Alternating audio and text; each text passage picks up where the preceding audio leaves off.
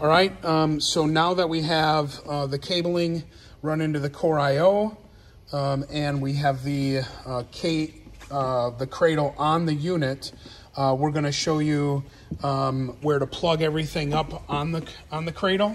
Yep. So you're going to take that USB-C and you're going to plug it into the side of the actual mounting point, right? Just like that. And then our recommendation is using zip ties.